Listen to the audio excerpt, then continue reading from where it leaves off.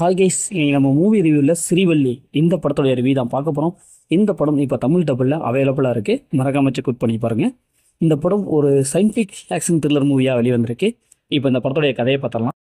இந்த படத்தோடைய ஹீரோ ஒரு ஆராய்ச்சி ஒன்று பண்ணுவாங்க. அது என்னன்னா, அந்த மூளை சம்மந்தப்பட்ட ஆராய்ச்சி பண்ணுவாங்க. ஒருத்தருடைய மூளை வந்து எப்படி இயங்குது, அதனுடைய ஆள் மனதை எப்படி கட்டுப்படுத்துகிறாங்க அப்படிங்கிற ஆராய்ச்சி பண்ணிகிட்டு இருப்பாங்க. இவங்களுக்கு சப்போர்ட்டாக அவங்க அப்பா இருப்பாங்க. அவங்க அப்பாவுக்கு ஒரு சம்பவம் நடக்கும். அந்த சம்பவத்தில் அவர் இறந்துருவார். அவர் இறக்கிறதுக்கு முன்னாடி இந்த ஆராய்ச்சி நீ விட்டுறக்கூடாது, தொடர்ந்து பண்ணணும்னு சொல்லிட்டு இறந்துருவார்.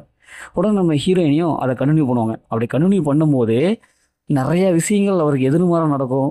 நிறைய அந்த பேய் மாதிரி ஹீரோயினை துரத்திக்கிட்டே இருக்கும்.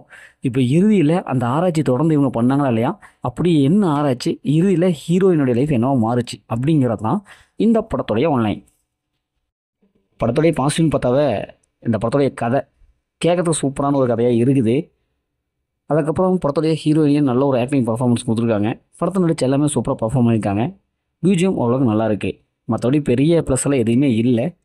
ஏன்னா இவங்க எடுத்துக்கிட்ட கதை நல்ல கதை தான். ஆனால் அவங்க செயல்படுத்தின விதம் ரொம்ப சொதப்பிட்டாங்க. ஸ்க்ரீனில் ரொம்ப சொதப்பிட்டாங்க. அதேமாதிரி விஎஃப்எக்ஸ் அந்த கிராஃபிக்ஸ் கதைகள்லாம் இன்னும் கொஞ்சம் ஹெவியாக கொடுத்துருக்கலாம்.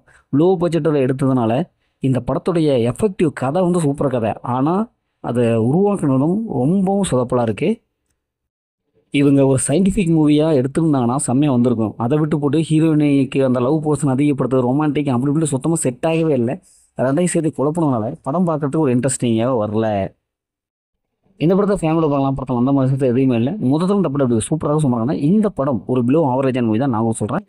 ஓகே, இதேமாரி அடுத்த ஒரு புதிய மூவி ரிவ்யூ சந்திப்போம்.